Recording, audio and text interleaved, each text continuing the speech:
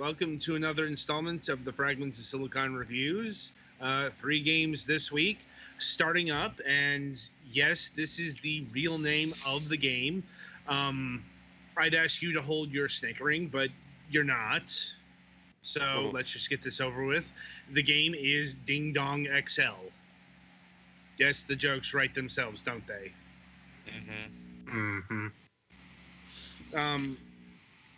But in spite of the naming convention, this game has nothing to do with extending or stalks or anything phallic related. It doesn't really have anything to do with anything dinging or like bells or anything either, really, unless that's the sound effect, which... Not really, no. And the extra large portion of the title is because this is a reworking of a previous game called simply Ding Dong. I'm not exactly sure what's XL about it, because haven't played the previous version of this. But this is one of several games from a studio called Nickervision Studios, which is basically one guy. I mean, given the ethos and gameplay on display, that's not a surprise. The idea behind this developer's games is very simple premises, very simple gameplay. One button gameplay described. And like the literal motto is live, die, retry. So very arcadey action going on here. Now, as far as what genre Ding Dong XL is a part of, I'm not exactly sure. It's not a Pong clone, because, you know, that's actually a bit more complicated than this game. Like, Ding Dong XL is one of the simplest games we've ever featured on the program. Now, I mean, what you're seeing on screen right now, it's moving the ball back and forth, just in the center of the ring statically. That's it. And it looks like you lose points or lives by hitting a square directly on, but you gain extra points if you, like, graze the side of it. Yep. More or less. You're trying to avoid direct contact with the various objects that block your path, but if you get near, you will score an extra point. Like, that being said, there's really no grand scoring combo pattern things going on here. Like, the gameplay doesn't really evolve over time. I mean, it does. Like, you will get more shapes. There are like different shapes, or there's a mode with 2 balls. No, well, you will get more shapes. You will get more objects on screen. You will get more complicated. Like around say 80 points, you'll get these blocks that'll come in at angles, but it's never going to get overwhelming. It's never going to get, at least from what I've seen, it's never going to delve into chaotic hell madness like a lot of these games of this type. It's never going to become what Toho. I'm getting at is this never stops being a casual game. It's like, this is the kind of thing your non-game playing relative could wrap their head around and become an expert at. As long as they don't mind neon. Yes, but you get what I'm saying. As far as structure and timing and all that, it ramps up to a certain point, but it's never more fast than humanly possible. Or if it does, that happens at a point where, I'll be honest, you're probably going to get bored with this game.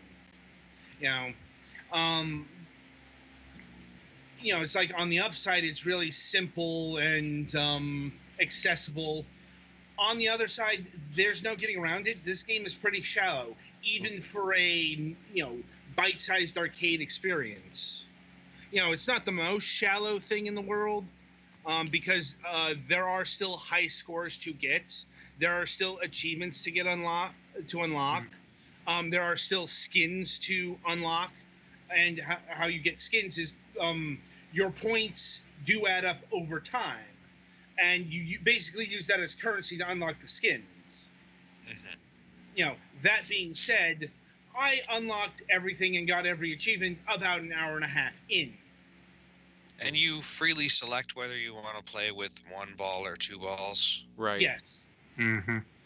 And the controls for the 2 balls look a little bit complicated. I mean, it's insofar as clicking. Like, is it just always the other one acts? They each have their own button. Yeah. Oh, okay. Yeah, it's like one. Yeah, it's 1 button per ball. I'm like, this is just going to be a very innuendo-laced review. Probably. Like, yeah. Anyway, yeah, the graphics are pretty typical modern-day arcade fare. It's like neon as far as the eye can see. It's not a particularly unique aesthetic, but it wears it well enough. Mm-hmm. And it's a simple enough game that it doesn't hamper the we've had some games where they had a minimal art style and that just wait. Made the game harder to understand, but in this case, it looks like the game is simple enough that. And it looks like when you get power-ups, you can tell what they do pretty easily, or you can tell that you've got one. So. Well, and it's not so minimalist that I could say it's generic. Right. It's still got a bit of a unique flair. Just wait until next week. There's a game I'm playing for review that's but too minimalist. Yeah, way too minimalist. Anyway, it's still got a fairly it's not too distinctive because I've seen many other games like this. I'm just glad that they didn't go overboard with the neon. One of the problems I have with this aesthetic is they throw so much glowy shit in there. And particle effects that it literally makes the game impossible to play because I can't tell what is what. Yeah, and this game does have explodey effects, but it looks like they mostly...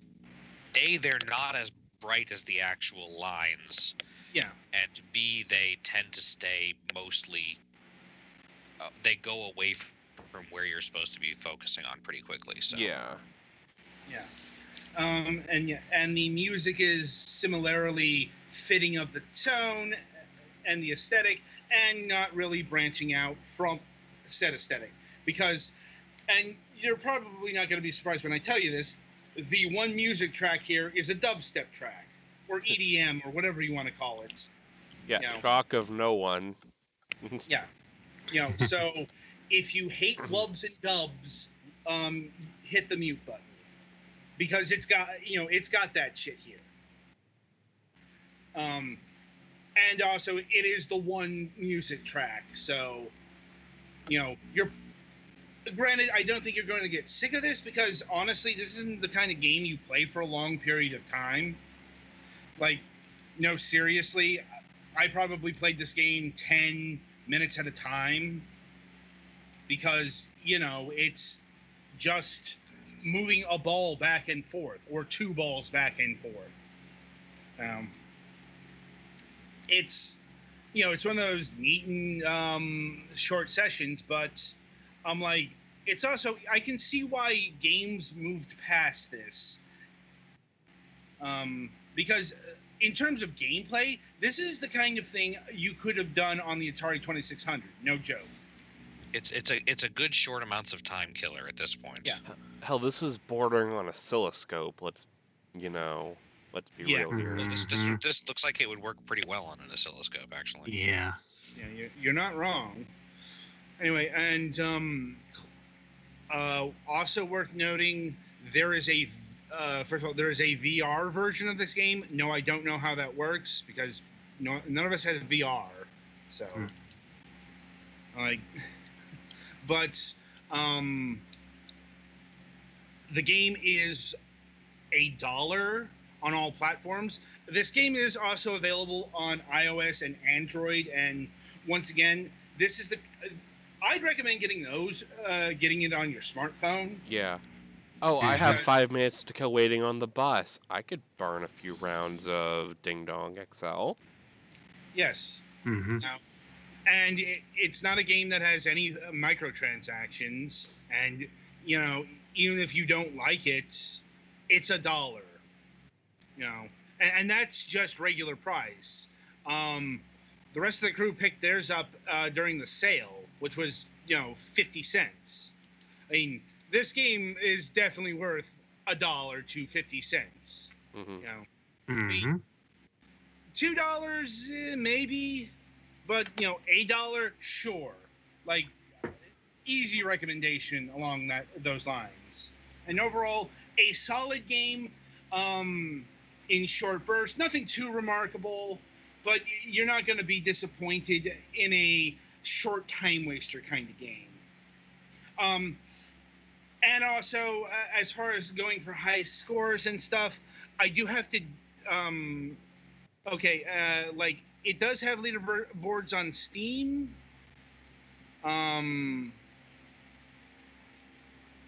Although I'm not sure about the mobile versions. I assume that they would have leaderboards there, because leaderboards are, comparing scores is kind of a big part of games like this. And not having that is kind of draining a lot of the point out of it. Yeah. Mm-hmm. Like, there is an option to tweet your score, so yes. Okay. I actually tested out that feature, and the developer of the game liked one of my scores. It's like... Well, let me try and get 69 and tweet that. I'm secretly a kid inside. I think I did that. So, nobody said nice. So, it's unfortunate. Anyway, any other thoughts on Ding Dong XL? I mean, it's kind of interesting, like, there are some, like, little nuanced things, like, you can see where the lines are starting from the neon and stuff like that.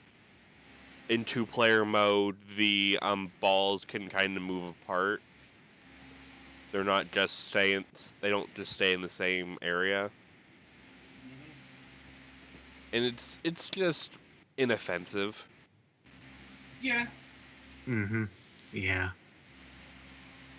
All right. So that'll about do it for Ding Dong XL.